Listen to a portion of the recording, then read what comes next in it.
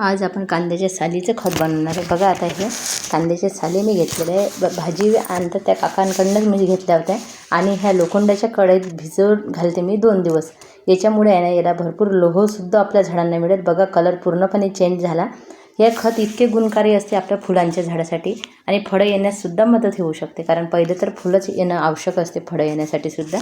आणि कांद्याच्या सालीचे खत आता मी तुम्हाला सांगितले मी 2 दिवस भिजू घातले आणि याच्यामध्ये आहे ना पोटॅशियम, फॉस्फरस, कॅल्शियम आणि मॅग्नेशियम मुबलक असतात। ते झाडासाठी उत्तम नैसर्गिक खत तर आहेच।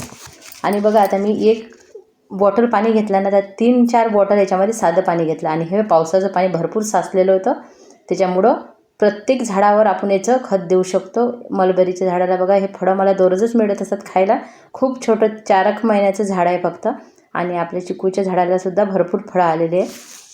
आणि आता आपण तुम्ही बघा मी सर्व झाडांना देते आणि याचे गुणधर्मसुद्धा बघूया। कांद्याच्या सालीचा असा वापर पाहून तुम्ही दंग व्हाल, कारण हे खत झाडांची वाढसुद्धा चांगली होते आणि फुले फळे येण्यासाठी मदत करते। हे खत बनवण्यासाठी साली आपण 24 किंवा 48 तास भिजू शकतो। जास्वंदाच्या झाडाला कड्या फुलं येत नसेल तर भरपूर कड्या फुलं येतील आणि जास्वंदाच्या झाडाला हे उपयुक्त खत आहे। तसंच गुलाबाच्या झाडाला सुद्धा देऊ शकतो आपण। माझ्या झाडाला नेहमीच आता भरपूर फुलं येतात, कटिंग लावायला सुद्धा फांदी भेटत नाही कारण भरपूर कड्या आलेल्या आहे। आणि गुलाबाच्या झाडाला सुद्धा देते। बघा मी प्रत्येक झाडांना हे थोडं थोडं देऊन देते जेवढं।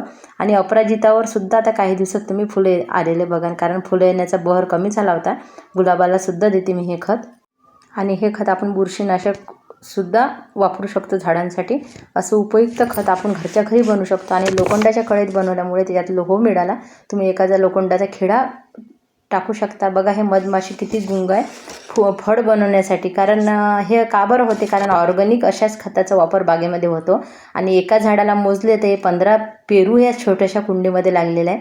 आता हे मोठे होतील किंवा नाही होतील किंवा गळू पण शकतात काही, कारण छोटंसं झाड आहे आणि त्याला इतक्या प्रमाणात पेरू लागलेलं म्हणजे प्रत्येक फूल पेरूमध्ये रूपांतर झालेलं आहे सध्या तरी। कीटनाशक म्हणून सुद्धा आपण याचा उपयोग करू शकतो। अशा वेगवेगळ्या पद्धतीने आपण ह्या सालीचा उपयोग करू शकतो।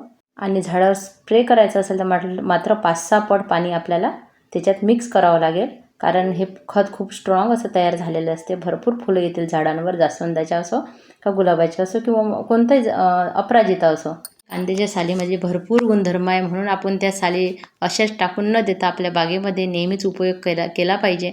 आणि वेगवेगळ्या पद्धतीने सुद्धा आपण याचा उपयोग करू शकतो। बघा माझ्या जास्वंदाच्या गावरानी जास्वंदाला तर भरपूर फुलं येतातच, पण बाकी झाडांना सुद्धा फुलं यायला मदत होईल अशा घरगुती खतांनी। आणि मी नेहमी केमिकल नाही वापरत ना, त्याच्यामुळे माझ्या बागेमध्ये पॉलिनेटर इतक्या संख्येने येतात ना। बघा आता हे छोट्याशा झाडाला 15 पेरू याच्यावर जवळपास आलेले आहे आणि प्रत्येक फुलाचं फळामध्ये रूपांतर झालं आहे ह्या पॉलिनेटरमुळे। कसा वाटला व्हिडिओ नक्की सांगा आणि धन्यवाद तुमच्या मनापासून।